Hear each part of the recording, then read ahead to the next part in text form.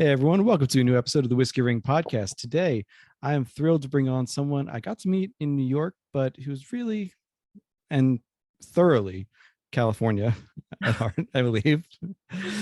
We have on Lauren Patz from Redwood Empire. Welcome. Thank you. I don't know whether to be overjoyed or offended by that introduction. It was positive for sure. As it was coming out of my mouth, I was like, she's not going to take that well, but that's okay. Well, I have had the opportunity to do some traveling this year. Obviously, I was in New York when we met, and then in a few other places. And every once in a while, when I'm out with friends, they'll mention, I'll bring something up or I'll comment on something, and then I'll get the reply, "Your California is showing." And I'm like, that's fair. Like, fair enough. I get it. It's all good. We've all got, I get the, you're a New York elitist kind of thing all the time when I'm traveling. So it's all good. But in your case, I mean it well, because you are literally from California, from Napa, from NorCal. And that's not me doing creepy digging. That's me just listening to other podcasts and such. So that's really where I want to start is NorCal. And the story of there, because your kind of whiskey journey or spirits journey started at Spirit Works and not Redwood Empire. So I just want to take a little time to talk about your experience at Spirit Works. Okay, for sure. I mean, I think the road to Spirit Works was actually fairly long in and of itself, but essentially what happened was I was working at a chocolate factory in San Francisco at the time. And my role there really was to give guided presentations of tastings, of pairings of chocolate and fun things like beer and wine and cheese. And of course, that included spirits as well. And I really enjoyed learning how to taste spirits, drinking them with other people, kind of having that opportunity to discuss flavor profiles and have a whole new world opened up to me through that job and the responsibilities that I had there. And so when I decided I was ready to move out of San Francisco, because at the core, I am more kind of like a country girl in that I like, the outdoors and being surrounded by agriculture. Obviously, Northern California and the area that I'm at from, specifically Napa Valley and Sonoma, are known for wine and grape growing. So there's a good agricultural presence here for certain. I was ready to move out and I found a posting for a distillery tasting room manager, but there was no indication of what the company's name was. It was actually quite mysterious. At the time, my aunt lived in the same town that Spirit Works was in, which is Sebastopol, California. And she had described to me kind of this new building co-op shared workspace type building that they were putting in called the Barlow. And so through some sleuthing and some snooping, I discovered that there was a distillery that was going to be going in there called Spirit Works Distillery. So when I wrote my letter of kind of like just introducing myself along with my resume,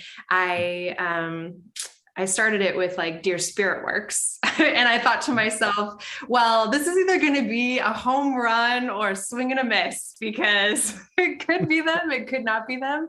And luckily it was. And so after that, obviously a couple of rounds of interviewing, and I was hired in 2013 to be their tasting room manager. Fairly quickly, I started having responsibilities on the distillery floor, and fairly soon after that, I was head of production and then head distiller, and I was with them for years. Yeah, but it was an incredible experience. A completely grain to glass production facility, a beautiful Carl still. It was such a pleasure to learn to distill on an incredible piece of equipment like that, and I just felt like it really was perfect timing and a perfect partnership for what we both needed at the time.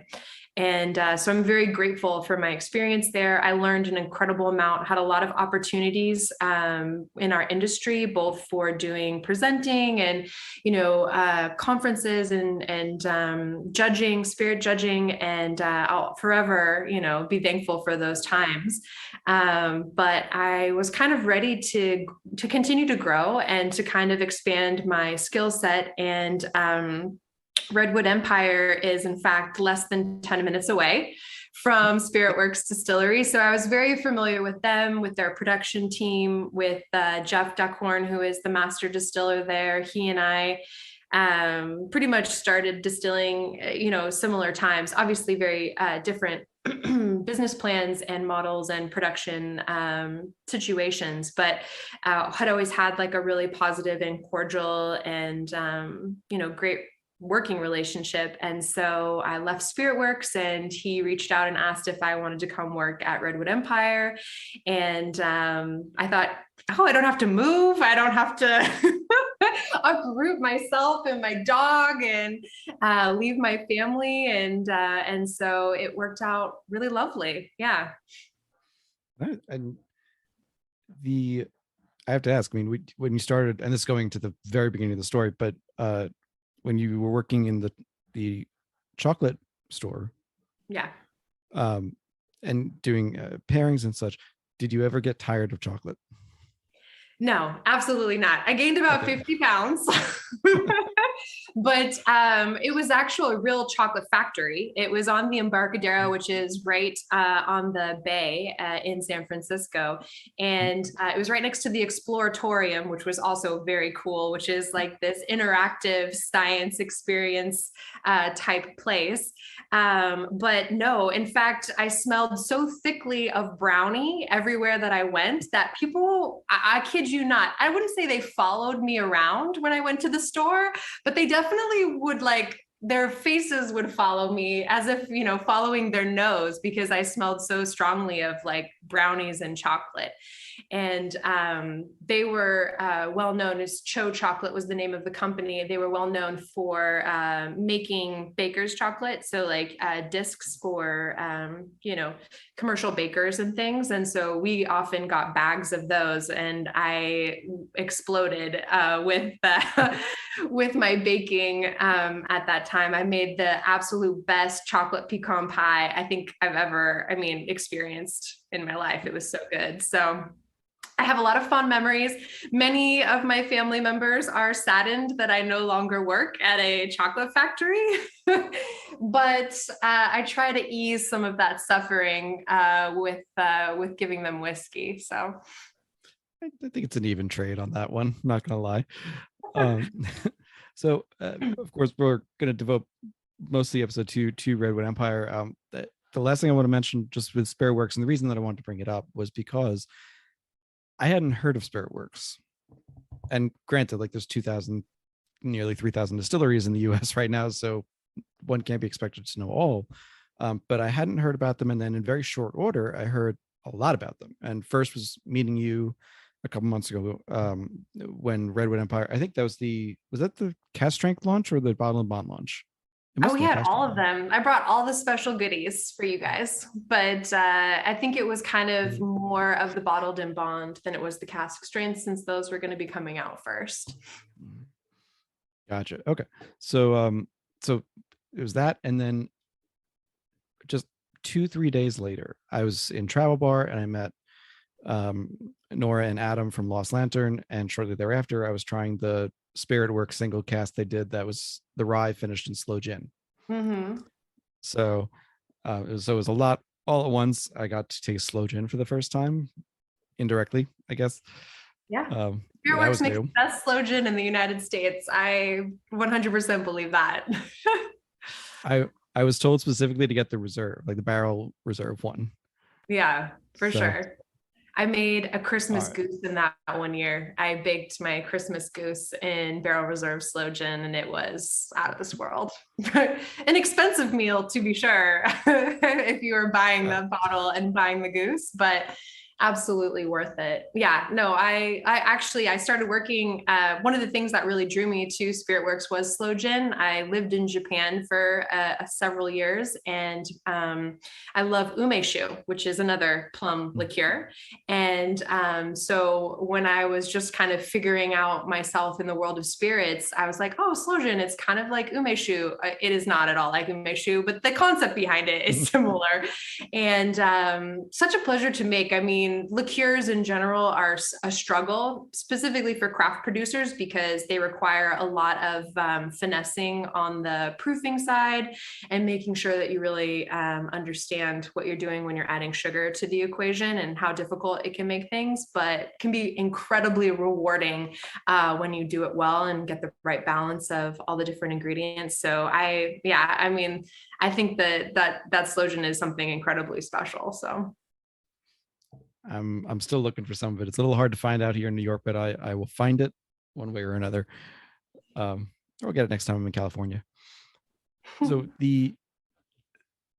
that leads into the next part of this, which was when we met in Brooklyn. We ended up talking for a long time, and I have a feeling the Ellie and the brand reps who were there were like, she should really be talking to other people. But we really got into a lot of different topics, and one of them was that you had lived in Japan and you speak fluent Japanese at that. I mean, it's deteriorated somewhat, but I at the time certainly spoke fluent Japanese, and my Japanese is still pretty good. But it's been almost 10, I mean, it's been 10 years, over 10 years since I lived there. And so sure, I still consume a certain amount of media so that I can keep my listening skills at least up to par. But I do wish I had more opportunities to speak it for sure. It's one of those, it's one of my top 3 languages that I would love to learn. If I'm just not good at learning languages, but it's one of my top 3 that I Have just you love learned to. any words? Do you know any Japanese words? uh no, the only a couple, and they're all whiskey related or wood related in some way. What would be like your number one phrase that you want to know how to say? Oh god, I don't even know. And it's not even like I would go towards something dirty or crass right away. It's Sure. uh I don't even know. You don't have to respond. That can be. Well, one could be interesting, which is what distillery does this come from? um oh, actually, I'm not sure. I know the Japanese word for distillery. Yikes. That's embarrassing. But I could tell you the rest of it. I'll look that up and get back to you. But I'm sure they would probably know the word distillery if you said it in English anyway. But how, yeah, Okay. there's got to be a Japanese word for it. I'm not sure. I mean, it's a foreign thing, so it could be in katakana. Anyway, not to totally derail the conversation, but No, that these are the kinds of tangents that happen on the show all the time, and they're great. They're the best tangents. So um eh, I'm especially curious because I have an Impex collection, 17-year-old Japanese whiskey that I have no idea where it's from. oh, And they've kept it secret. And like, I had one question to ask. I was not necessarily just to you, just to the Japanese whiskey industry in general. I'm like, I want to know where this is from I guess because you could it's so say, cool. like, if you want to say that, you say "kore wa doko kara kimashita ka?" So it's like this thing. Where is it from? Mm, Where has it come from?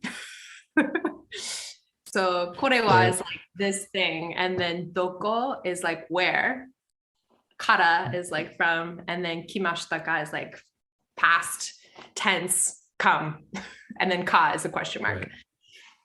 So that would be my recommendation. So memorize that and then and then ask. Was start cold calling the distilleries and just start out Yeah. with, hello, and right into the phrase and see what they say. Well, you'd have to show it to them because you're like, it's like pointing at something. Fair. So, during your time in Japan, were you much of a spirits drinker or whiskey drinker? You know, I grew up in a wine family. So I've always been around alcohol, but certainly not, not significantly spirits. So when I was in Japan, it's really kind of where I started drinking spirits, but not whiskey. I was drinking shochu pretty exclusively. Not too much sake, but I was living in very rural Japan. There was probably like maybe 30 people in the town that I was living in. There was one bar. And I'd say no real young people lived there because the majority of them had moved to the cities and then, eventually would probably move back with families. But for the most part, there really wasn't anyone under the age of 40 in the town. So if you went to the bar, it was all of these, older Japanese men sitting around, smoking, drinking, very difficult to understand in terms of the way that they were speaking Japanese, also very rurally, so like heavily accented as well. And we would sit around and drink oolong hais, which to this day is probably one of my favorite drinks. So that's oolong tea and shochu. So they always described it as being like, oh, well, you never get hungover if you drink these because it's like hydrating you at the same time as you're drinking.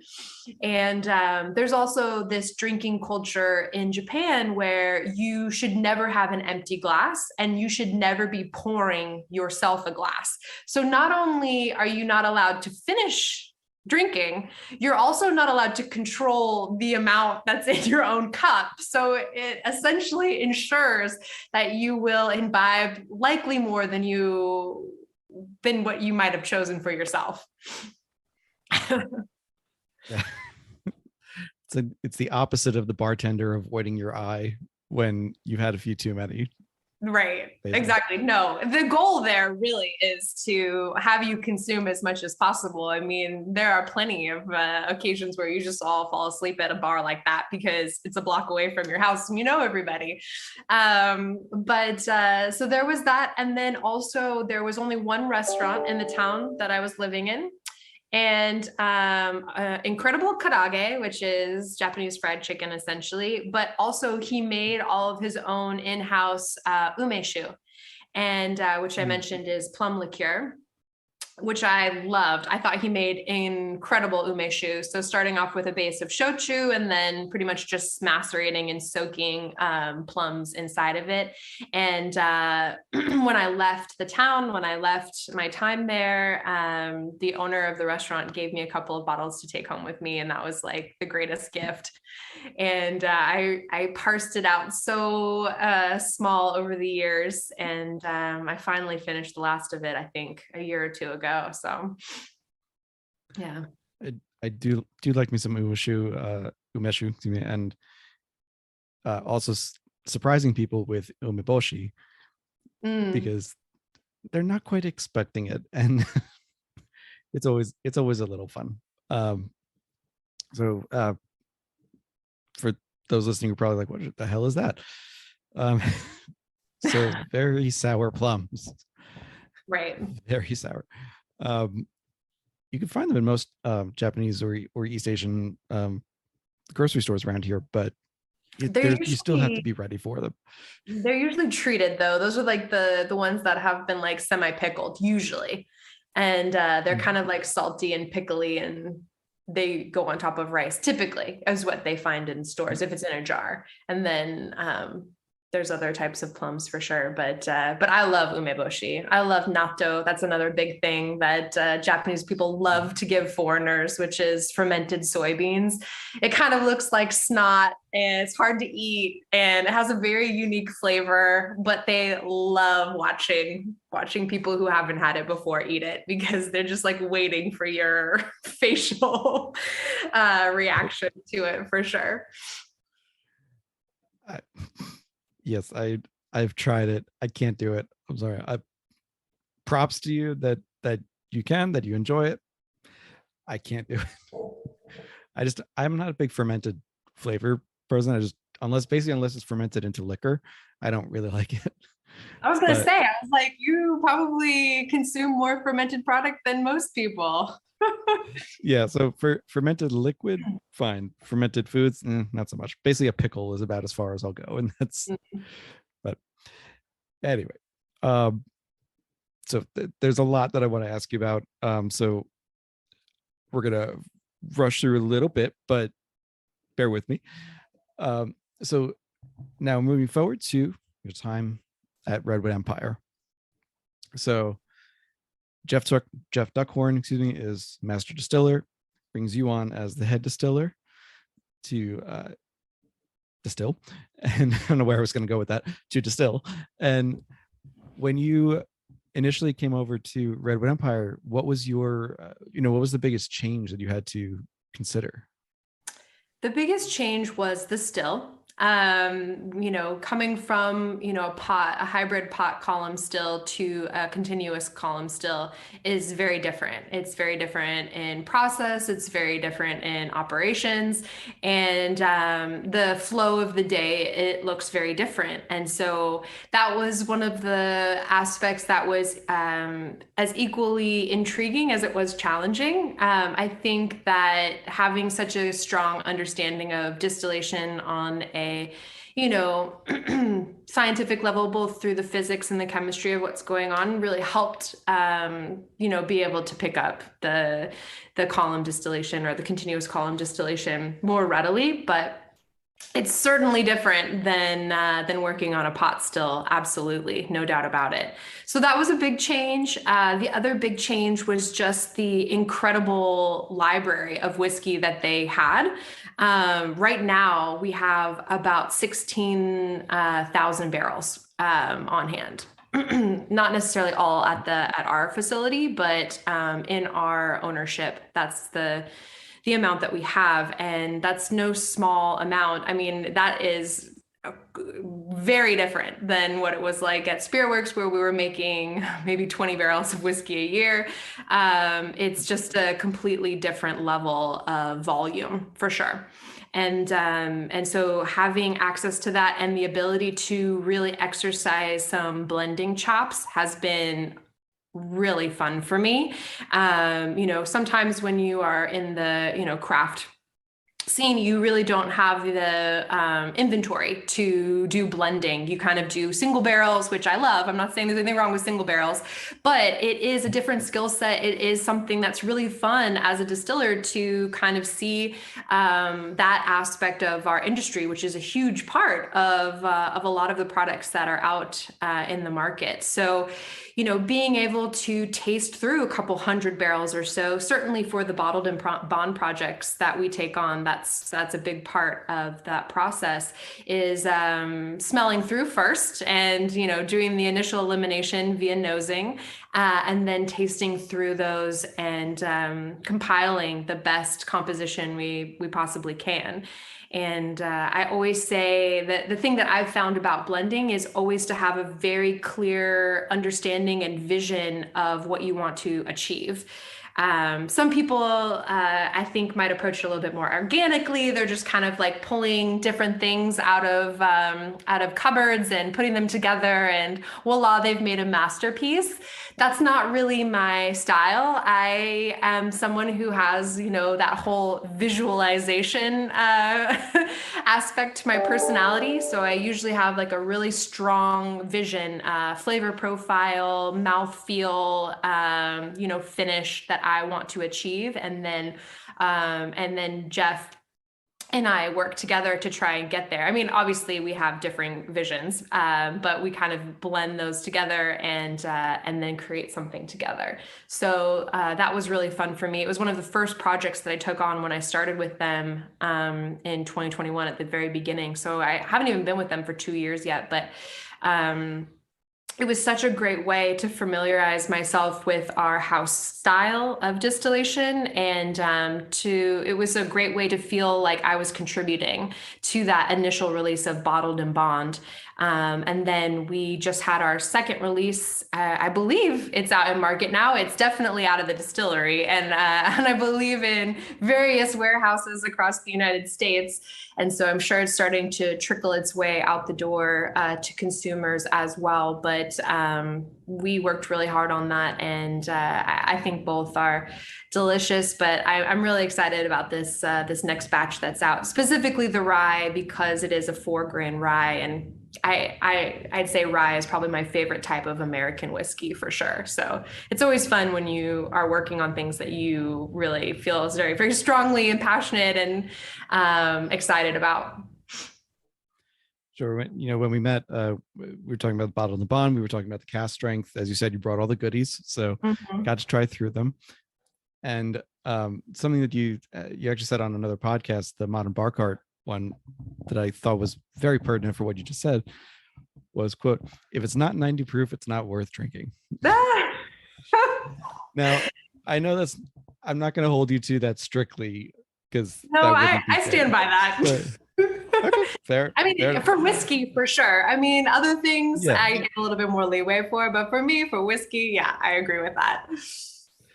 Yeah, we're both proof hounds. We like the higher proof stuff. It's, don't have to blow out the palate, but it's got to give a little kick, got to feel something when you drink it. I like higher proof because it allows me another level of control. Every distiller I've ever met is in some way a control freak. Likes to be calling the shots, likes to make all the decisions. I think part of it comes from the necessity to be making all the decisions all the time. And so you have to have that kind of strong belief that what you're doing is the right thing. Otherwise, you die of crippling anxiety that you are making the bad choices. But that's part of the reason why I really love higher proof spirits, is because I get to control how I'm drinking it. Do I want it in a cocktail? Do I want it, with ice on the side? Do I want to drink it straight? I really appreciate being involved in the process of drinking it, instead of being given something and just having it be placed in front of me. That's far too close to someone telling me what to do, and that never works well for me. Fair. So with that in mind, I mean, I want to jump back to something you just said, that this new batch of Bottled-in-Bond, particularly the rye, is going to be a 4-grain rye. So the first batch was 3-grain. Yes. Right. No corn. No corn. Yeah. Right. So, so the other 4-grain whiskey that you normally put out, because I know there are some special releases and such, is the one of the core. It's a Pipe Dream. Yes. The corn, the rye, malted barley, and a tiny bit of wheat. So I know the decision to make this batch of 4-grain was before you joined Redwood Empire, but still, let's walk through why make a 3-grain and then a 4-grain. Why do both?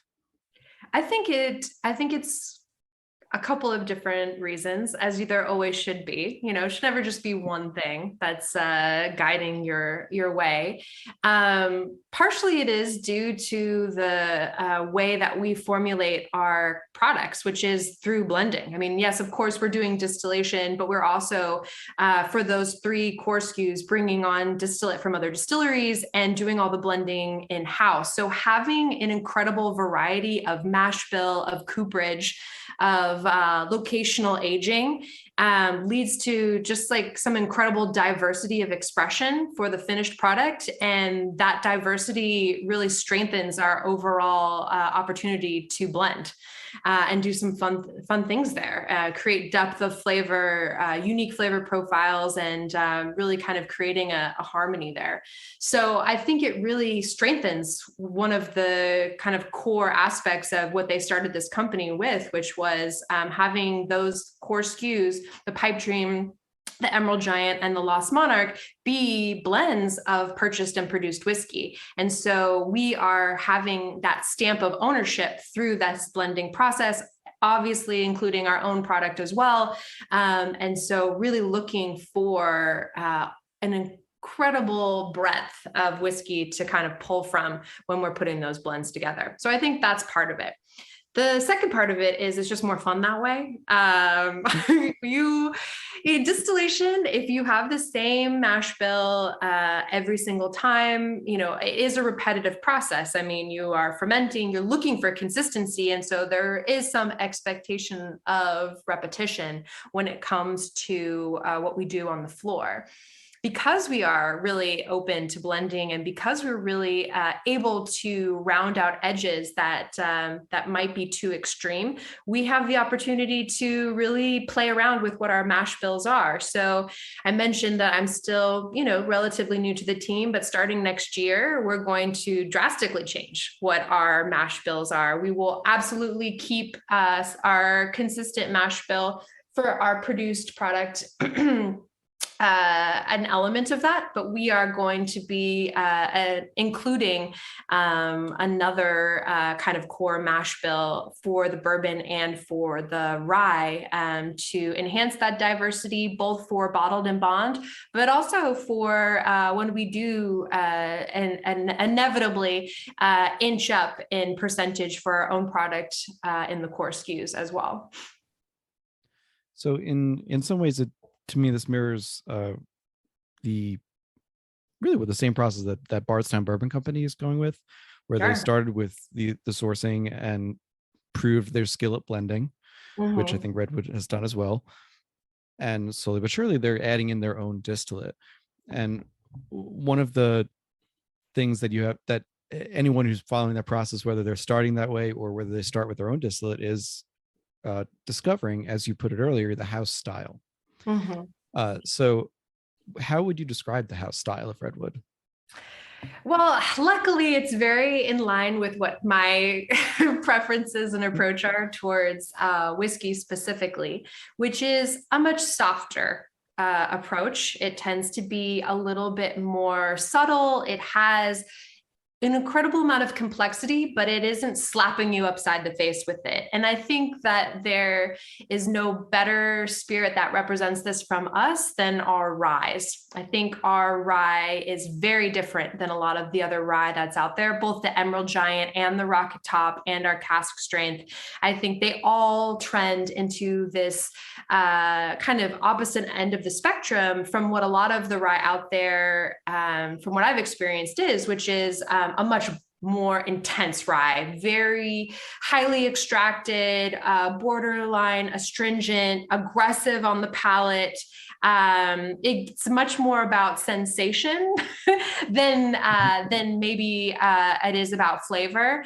And that's the opposite of what we're doing. We still want to preserve kind of that spicy, savory rye flavor, but we want to temper some of that astringency, some of that harshness with a rounder mouthfeel and with a very kind of a much gentler palate. So it's a more of an invitation than anything. We really want to get people excited about the rye. And I feel like people maybe have been abused by rye in the past or have had a bad experience with it. And so I just want them to know that there are, as with any type of spirit, there are alternatives out there for every palate, every preference. So I think that's one of the big things, is that we really go for this very, very intense, very rich, but not overwhelming and not everyone hates this word, but like not hot, right? Like the goal is that it will sit on your palate, and you want that to happen. You don't want to swallow it as quickly as you possibly can. Right. Yeah. I've heard both you and Jeff separately talk about how mouthfeel is so important to what you're trying to achieve. And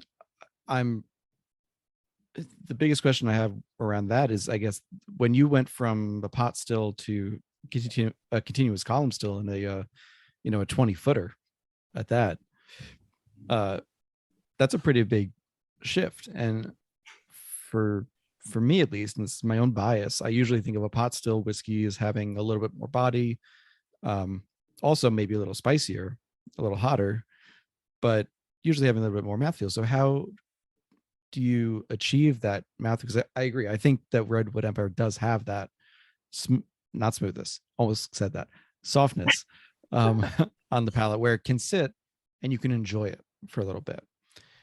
So how do you manage to do that with a column still, or is that even an issue?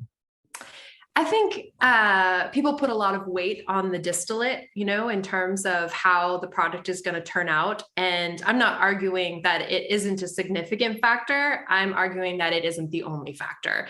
70% of a whiskey's flavor come out of that barrel. And so your maturation program, your barrel program, hugely impact how it's going to be coming out of barrel and into bottle. So distillation is absolutely a key ingredient. I mean, you don't want to be making horrible product. It's not like it can magically change in barrel, although I'm sure there are people who would argue with me that that is what happens. But I do find that the still that we have, which is a head frame still currently, and then we will be bringing on a Vendome in the next year.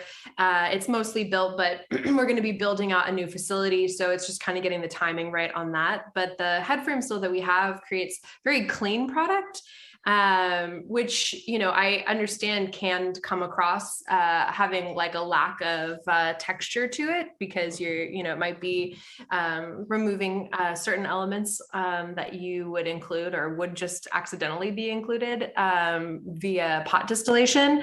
But I think it does an incredible job of preserving flavor via distillation. That being said, I really wanted to focus on our flavor development for our aging program. So part of it is the fact of our region being in Northern California and pretty much next to the coast. I mean, we're about 30 minutes away from the ocean, from the Pacific Ocean.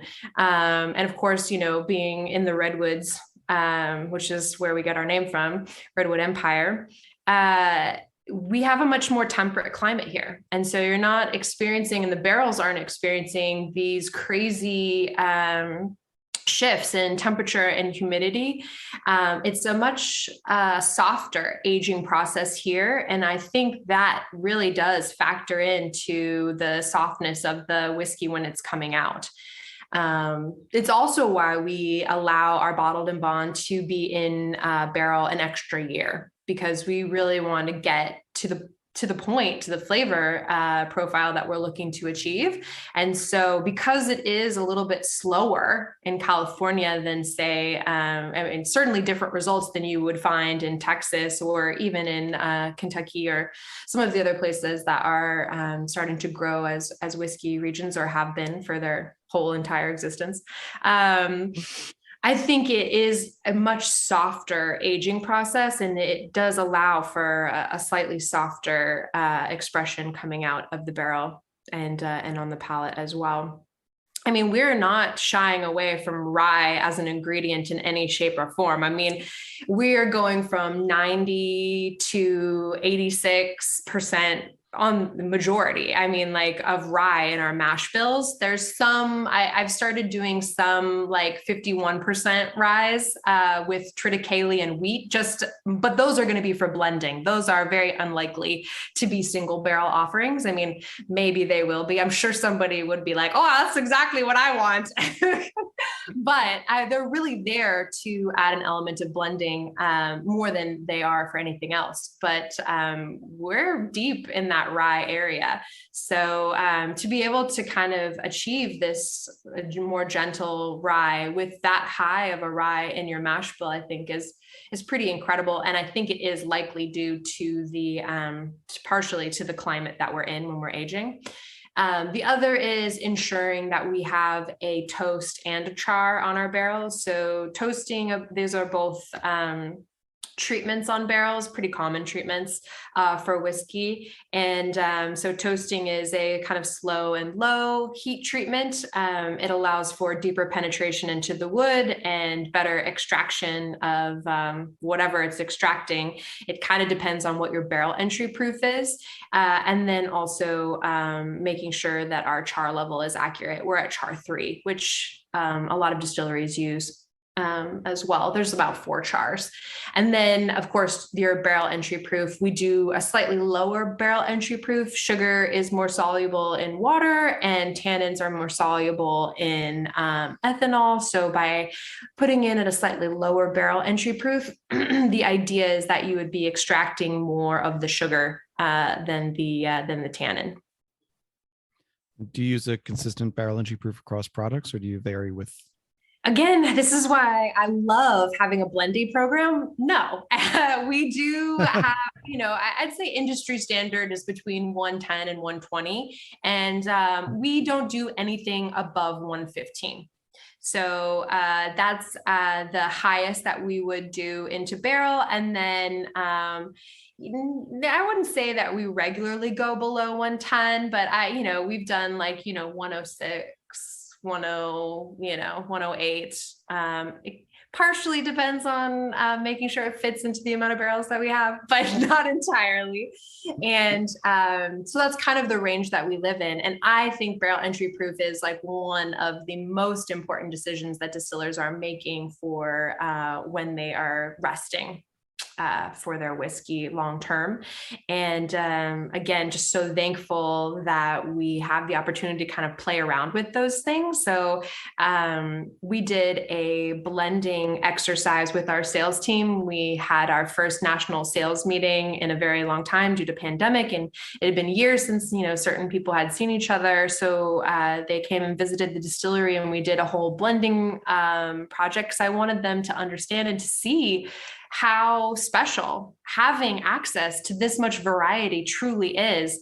And I think that it was something that they really enjoyed and really resonated with them. So, I mean, I'm in full agreement. There was a lot that was just said. So I want to make sure to hit the. You just agreed with everything, right? Everything that I said was right. I mean, it was. I mean, there's nothing to argue with on that. I of course it just brings up more questions, but that's good. Before we dive a little bit into the climate, that new Vendome still at is it meant to kind of just add to capacity? Is it going to mirror what you have right now? It's going to 4x our capacity. So it's going to multiply our current capacity by 4 times the amount. Yeah. That kind of ties into what our, goals are as for sales, but also for the giving us the opportunity to start to eat away at the percentage of our current make in those 3 core SKUs. We're at about 15% right now. In the Pipe Dream, Emerald Giant, and Lost Monarch, and the rest is a blend of a couple of other distilleries. It's not just coming from one place.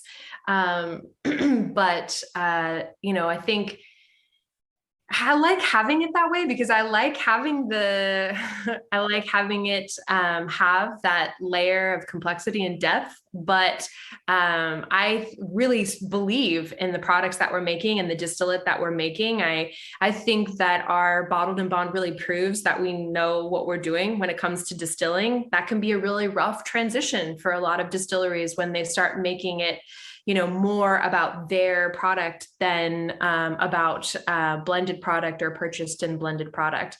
And I think we've had an incredible response with the bottled in bond. And I really think that we have what it takes to make it 100% our stuff too.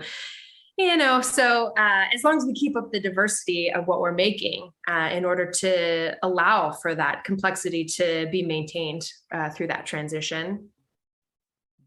You're right. The bottled in bond has become, in some ways, it's become less important as a legal term. All warehouses are bonded now.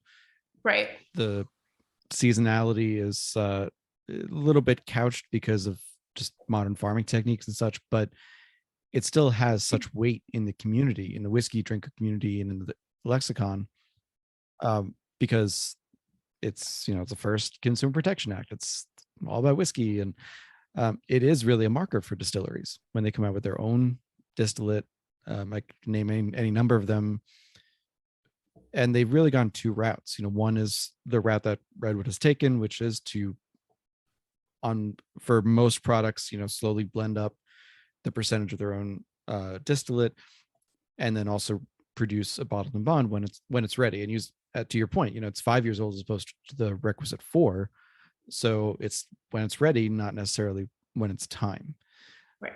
So that's one route. And then the other route is, for some distilleries, they're able to just hold everything until they create the bottled in bond, and that's their first product. Thinking of like a Wilderness Trail, or I think New Riff also did that.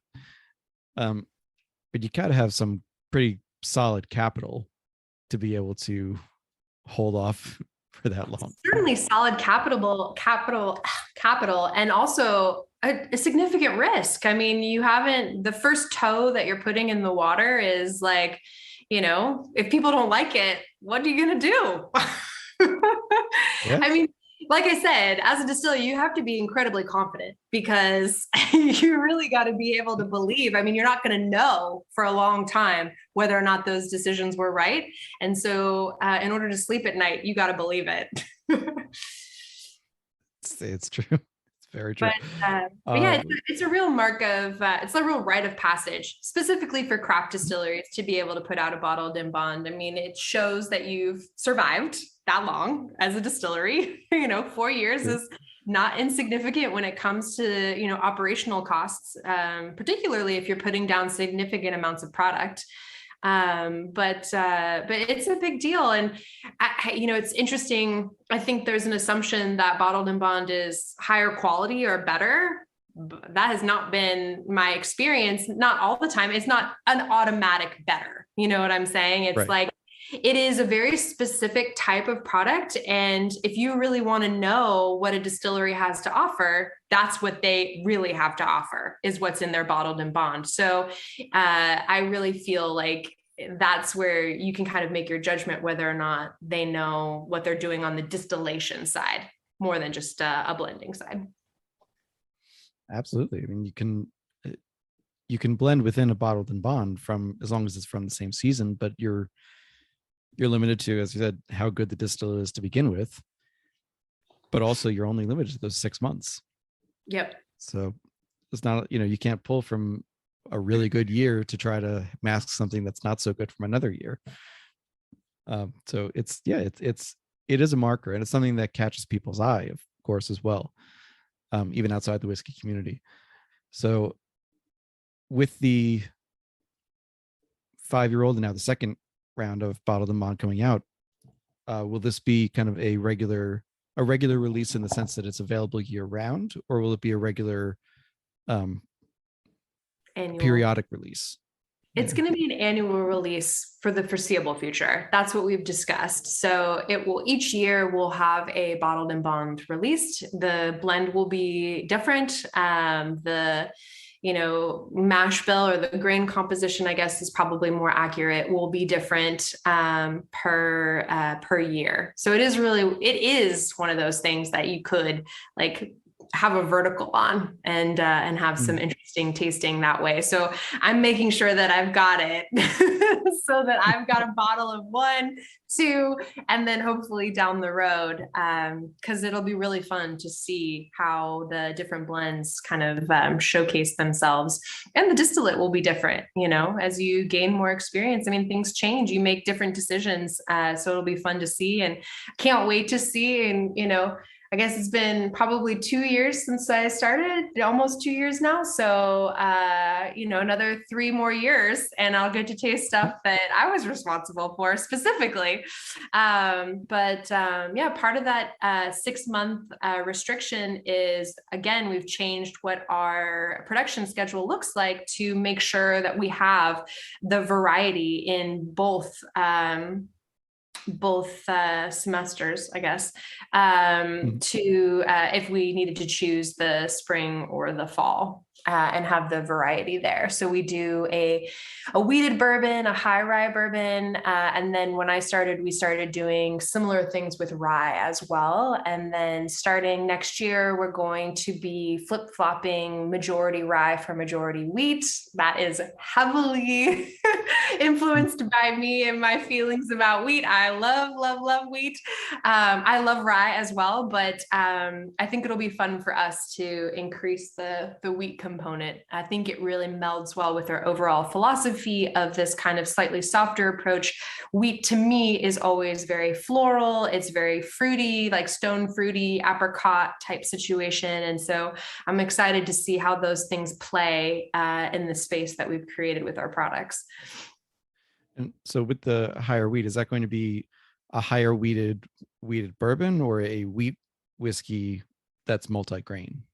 I wish that we were making wheat whiskey. That's what I really want to be making is wheat whiskey, but I'm not sure we're quite ready for that yet. So no, our typical recipe for our regular bourbon, our straight line bourbon, is around 73% corn and 22% rye, and then like 4% malted barley and wheat. So we're going to flip flop the wheat and the rye on that recipe and do about half and half of each of those. That's the plan right now.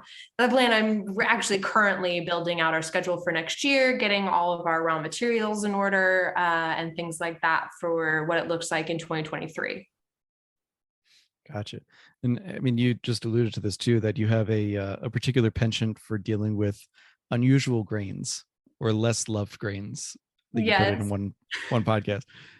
So, I mean, no one I think can accuse wheat of being a less loved grain. That we've got plenty of good to great and some not so great, but a lot of wheated bourbons, even a couple of wheat whiskeys coming out now. But triticale is something that not a lot of people are even going near. Yeah. Yeah. So why? Probably what most people call it. Well, I can't lie. I was absolutely 100% inspired by Dry Fly. I had some of their triticale early on in my career, and I was like, what is this?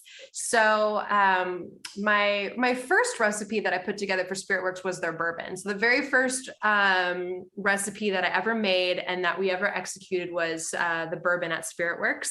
And the second was triticale. So I actually am drinking some Spiritworks triticale right now. But I rarely open it. I only have a few bottles left. This is an example of when sometimes you just want to have fun. So the proof on that first triticale whiskey that we released was 99%. 99 proof, not 99%. That would be ridiculous. 99 proof.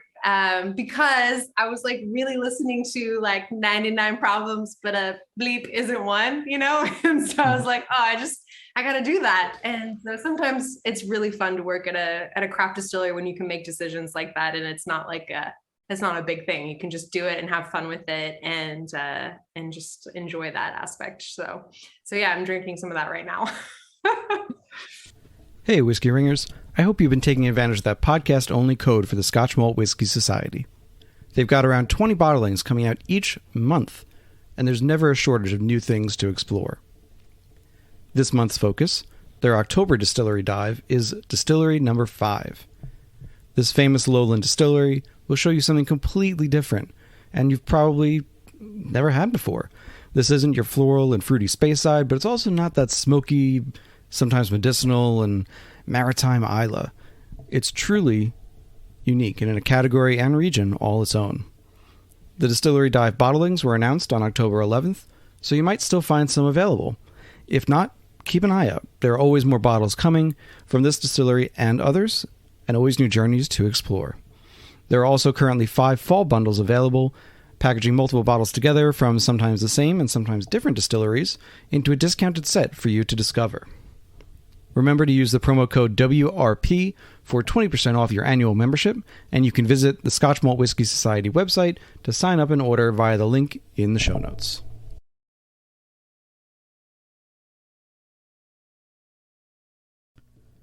Glenallachie Whiskey is a true Speysider whose full name means Valley of the Rocks in Gaelic. Led by master distiller Billy Walker, Glenallachie put out some of the most interesting single cask bottlings in the entire region this year. This month, for November, we've got 3 releases to talk about. First up is the Glenallachie 2010 cask 4635. This U.S. exclusive single cask is finished in a Napa Valley wine barrel for 3 years. This non-chill filtered bottling rolls in at a hefty 59.9% ABV and comes with a hand-numbered bottle and display box. There are 306 700 milliliter bottles available, and again exclusive only to the United States. The second release is cask 7666, barreled in 2009 and bottled in 2022. This 12-year single cask was finished in a Madeira barrique for just about 3 years and carries a 59.2% ABV. This also comes with a hand-numbered gift box and bottle, and there are just 298 bottles available. The third bottle, and perhaps the most interesting one for me, is cask 3713.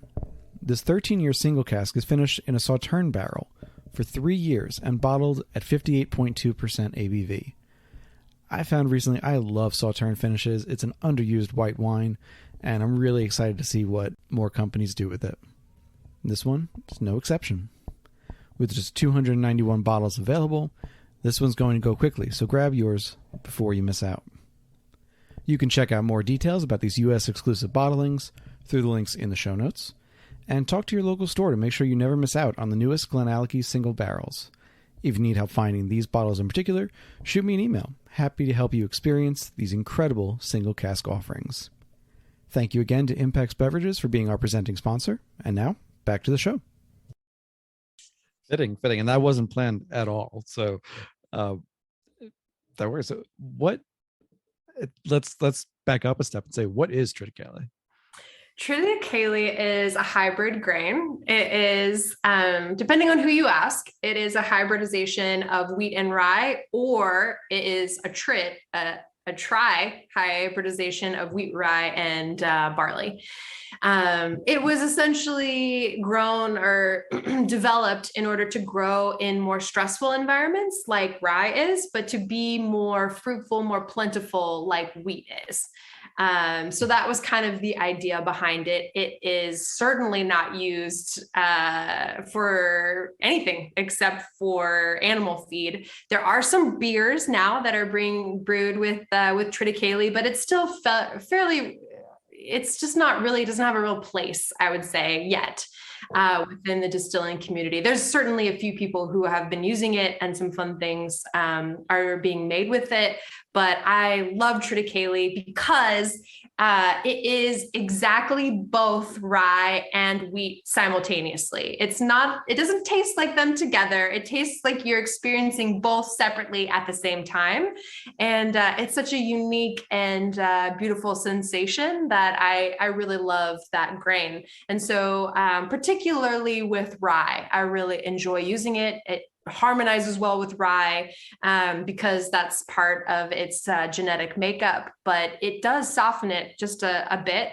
So last year we did a week of high triticale rye, and next year we're going to be doing some more. And then the beginning of this year, we started doing some bourbon with some triticale in it as well.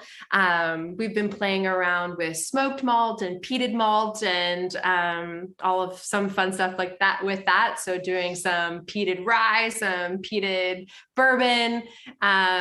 Again, we have the ability to do things like that because we can blend. You know, if we are trying some stuff out that might be a little bit, I don't know, intense or different, we can again kind of round off some of those sharper edges by blending it and create something very different and unique and hopefully palatable in that way. So having the creativity, I mean, distilling, particularly for craft distillation, is that blend of art and science. I'm a very creative person. And I think I would get bored if I didn't have the opportunity to influence in some way the flavor profiles that we were producing. And so Jeff has been very open to kind of letting me play around with what our mash bills look like and what the actual production of things look like. So yeah, my responsibilities are very much day-to-day distillery operations, anything coming in and out of the physical space, I would say, are kind of my responsibilities. And then, he gets to do all the big picture, long visionary, advocating for us internally type of role for sure. He's certainly on the floor, but that is kind of more my responsibility. And before I forget, because I wanted to ask this question, where do you get where are you using the peat from? Peat? Is that what the question was? Where are we using our peat from? Yeah. So where are you getting the peat and your smoke from? So all of the peat, and I'm not sure exactly where the smoke is coming from. It's coming through Great Western Malt, which is kind of like a wholesaler. They make some of their own stuff, but I can't remember exactly which malt house we were getting the smoked from, but the peat is coming from the UK. Gotcha. Yeah. I'm curious because I know there's I'm finding more and more areas where there's peat and using local peat and all that, and of course the UK is kind of the gold standard for finding peat, using it, and that flavor that everyone's familiar with. Right. Of course, though, I'm also curious what would happen if you used like a Pacific Northwest or even a NorCal peat instead. Sure. Why wouldn't you be? We're all curious about that. Who wants to take the monetary risk in finding that out? But we do have a local malt house that we buy a significant amount of malt from. So Admiral Malting in Alameda, which is in the East Bay. So they're probably like 2 hours, I guess, away from us. They do a lot of floor malting there. I just put an order for them. We're going to get an order from them in December. So we do order a lot of locally malted malt. And they actually buy a significant amount of their grain from our grain supplier, which is Adams Grain out of the Sacramento Valley. So most of our grain comes from California, not all of it, but by far the majority of what we are using is coming from California. Gotcha. So I just had to ask that question before I forgot, but jumping back to the triticale for a second. So that's the first I've heard that people are thinking it's also part barley as well, because the Latin name makes it seem like it's just the wheat and the rye. I also think that it's wheat and rye, but our grain supplier, who I've known my entire career and adore, told me, and he worked for Anheuser-Busch, like he's a lot of experience. He's the one who told me that it's the three together. So this is something that I don't know. I believed until he said that it was just wheat and rye. So, something to look into and investigate. That's one of the things I love about distilling in my job is like everything is a rabbit hole. You can go so deep in any one particular conversation, essentially one sentence, and you can kind of like go onto a research mission that you'll lose yourself in for however many hours you allow yourself to. But he's the one who told me that it is wheat and rye and not malted barley, but barley. And but I was shocked when I heard him say that, because it was my understanding that it was also just wheat and rye as well, because it's like triticum and are like their names and Sakala, yeah, exactly. So that's what I always thought, was that it was just the two of them, but he said it was the three, and I was like, well, I don't know. I always thought it was something different than that. So that makes me wonder too if there's any kind of enzymatic activity, if you were to try to ferment it if you were to try to mash it without adding any additional barley or any pitched enzymes, if there would be any enzymatic activity from that little bit of barley DNA in there. I don't know. That's an experiment. You said, that's an experiment for someone with more financial resources. And, like the commercial distiller in me is like, I would never try that. The commercial distiller in me is like, no, I'm definitely adding enzymes. Sure. But the small craft distiller who has 50-gallon fermentations going or whatever, is like, oh, maybe.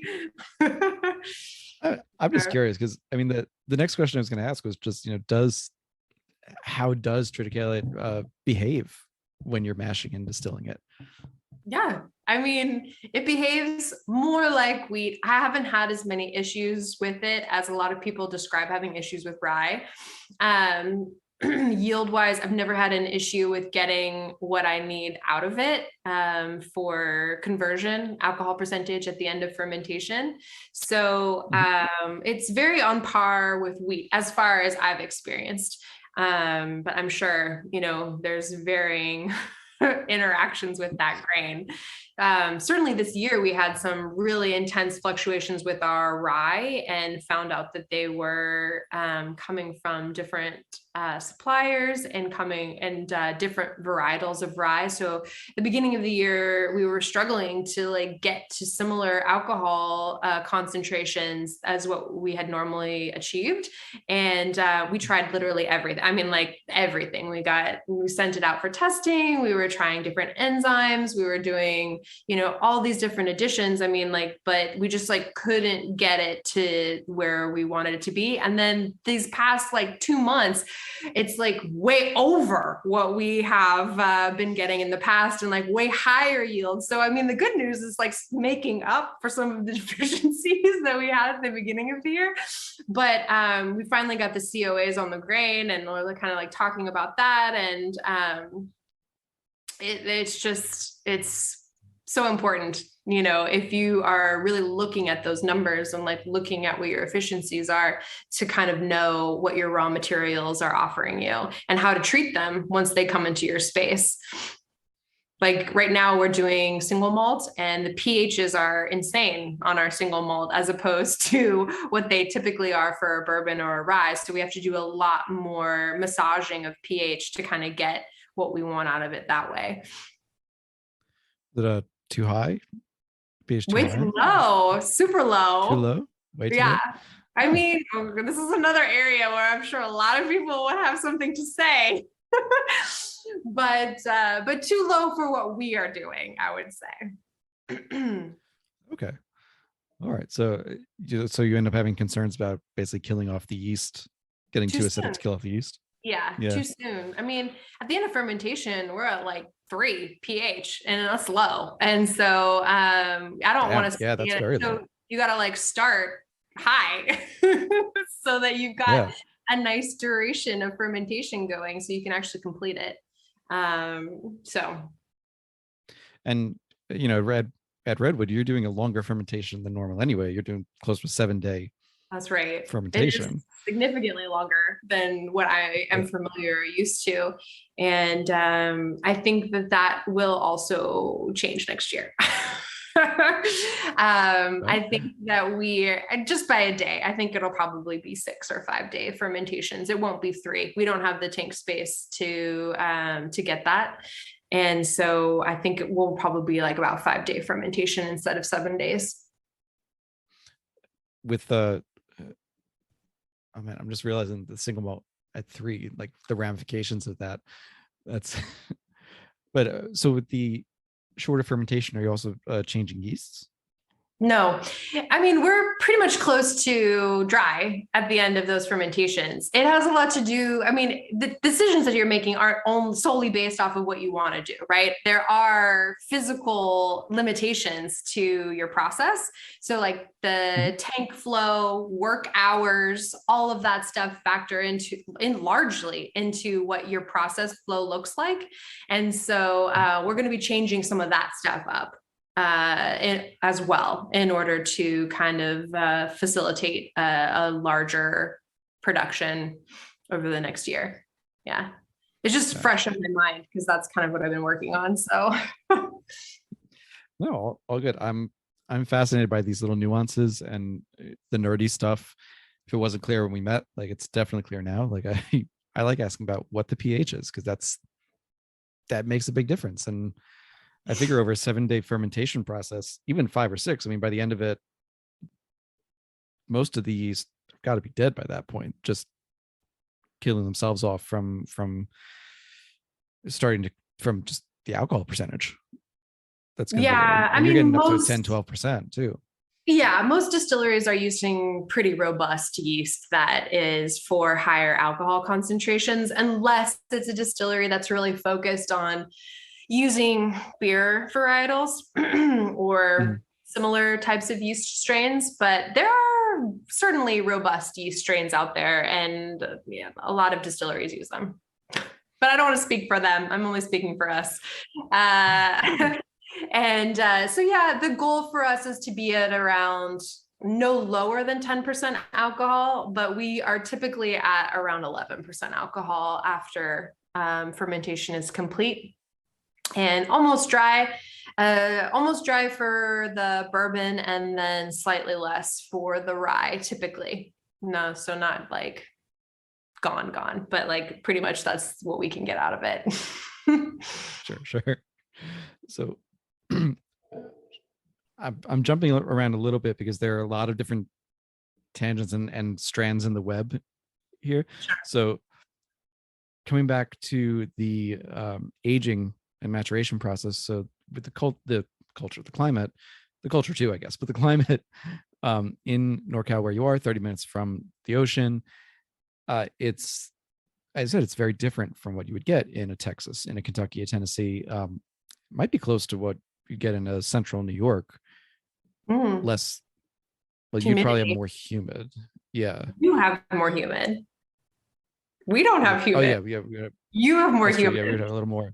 Yeah. So I know, I was there. It's hot and humid there. Yeah. Well, you were there in the summer though. You were there, like Brooklyn in the summer doesn't count. Like that's Midtown in the summer. I mean, is the whiskey not there in the summertime? I don't. I mean, it is, but like we're talking central. I'm talking like, Rochester and look, I'm a Long Islander, so we consider anything above New York City and Westchester to be upstate. Sure. Like it's 90% of the land of New York, but it's all upstate. But I think of like a Black Button, Rochester, or something like that, who's that's gonna be very different from a Kings County, who's right on the shore of New York distilling over in Williamsburg. But so anyway, the plus New York City in the summer, there's no getting around it. You're smelling a lot of garbage. So, and that's literal and metaphorical. Off a lot of moisture. Very little. That what you're saying? Yeah, that's a really nice way of putting it. But yeah. So what is your aging environment do to the barrels and to the whiskey that is different from those other aging environments? Like the actual physical building? Or you mean like like like do you have a more stable temperature, less humidity? Yeah, I mean we get pretty warm, but it's not like I mean the highest typically, we had 1 week this year that was in the hundreds, and then the rest of the time you're looking at like mid 80s for summertime. So it's not that hot. And then in the wintertime, it's cold, but it's not freezing. You know what I mean? It feels cold to me. I will say I went to school in the East Coast, and I had only lived in California at the time. And I brought a hoodie and a pair of Converse, and I thought I was going to survive. I was going to school in Maine. I did not survive. I got the sickest I've ever been in my entire life. I felt like I was going to die. But luckily, I think it's LL Bean. Everyone in Maine is going to kill me, but I'm pretty sure it's LL Bean that's coming out of there. And they have a 24-hour store. And so I got to go to the 24-hour store, and I got like my first down jacket. And I was shocked that you could like be warm outside when it was snowing. I just assumed that you would be cold when there's snow outside. That's dumb. You don't have to be. It's totally fine. I joke with a member of my family who's from my wife's family, actually, also Long Islanders, moved out to California, went to school up in Massachusetts, but went out to California, and they come back here. It's 60 degrees here. It's a nice, beautiful fall day. Chilly. And they've got a down jacket on. Yeah, they've got the puffy jacket on. I'm just looking at them. I'm sweating looking at you. Like, what are you? But it's to each their own. I love the cold, so I'd much prefer to be in the cold than anything over 75 degrees. Yeah. So, it's So I'd say it's generally pretty consistent. They don't have like these crazy drastic differences in temperature over the year. You know what I mean? Like it's not like below freezing and 100% humidity in the summertime. So we don't have quite as drastic differentials over the year as some of the other regions do. I think is kind of the biggest one. Not as much humidity, not as much heat and or cold. So overall it's just kind of like a softer, steady, consistent temperature relatively. Yeah. None of our like buildings that we're aging in have any insulation in them, but it's not like they're hot boxes necessarily in the summertime, or that they are freezing in the wintertime. So it's just kind of like slow and steady wins the race in this case. Someone also pointed out to me recently that if you get a warehouse that's big enough, I mean, you're dealing with 14,000 barrels, which again, nothing at all to sneeze at. Like that's a significant inventory. Right. You also have some distilleries in Kentucky with the warehouse that has 55,000 barrels in a single warehouse.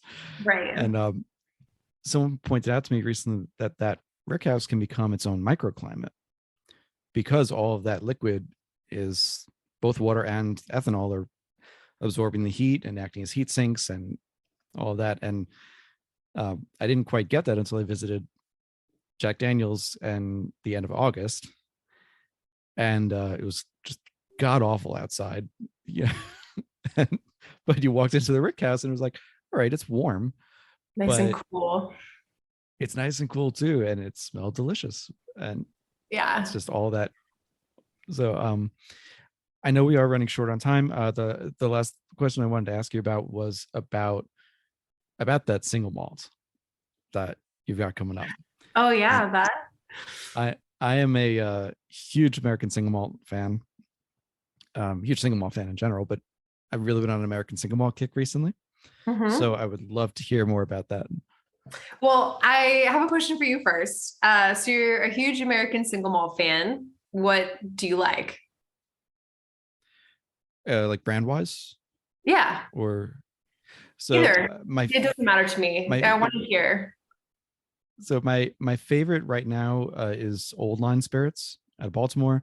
Also, big fan of Santa Fe Spirits. Just think about other single malts. Those are really my top two. Yeah. At the moment, really enjoy the one Taconic just put out. It's just 2 years old, so I think it's a really good starter. Maybe another year or two will really kick it into next gear. But Old Line's cask strength, just their straight cask strength, is probably my top single malt of the year right now. Ooh. Single malt, American single malt. Oh, such a category I have mixed feelings for. I think. What did I say? This is a free. You can say whatever you want on this. Open face. I think American single malt is just emerging as a category, right? And so part of what that means is there really isn't a flavor profile or expression that's generally accepted as this is what it should taste like. And there's a part of me that loves that because you get crazy variety. You just get like all across the spectrum, good, bad, pretty, ugly, whatever. And there's a part of me that's like, I wish that there was a little bit more consistency because it's really hard to build passion for that on a consumer base if they really don't know what to expect. Everything is going to be a shock or a surprise. And I think that there's a space for that, but I wish that there was just a little bit more consistency so that people could get really behind it, because I still think that a lot of people don't really know what American single malt is. I mean, the government doesn't really know what it is currently. I mean, we're fighting to try and get some definitions built out into the standards of identities for spirits, of course. But currently it's not there. And so there is no production restrictions, aging restrictions. There's no quote unquote definition of what it is, which leads to kind of that very wide spectrum of production, and then of course a finished product. So I am always very hesitant when I'm drinking American single malt, not because I don't want to drink it, but just because I try to come in with zero expectations, which is hard because I have my own vision about what American single malt should taste like. So I'm excited for it as like an emerging new category. And I'm really interested in what people are doing with it because it's very creative, it's different, and there's something very exciting about that. But malted barley is not my favorite grain to work with, nor is it my favorite expression. That being said, we are going to be releasing a single malt probably the beginning of next year, within the first 6 months. So first semester next year, we're going to be releasing our very first single malt, and it 100% is going to be a blended single malt because we have some really interesting malt makeups. I will say there's some very high chocolate malts that were made that need to be reined in, tempered back with some softer, sweeter juice.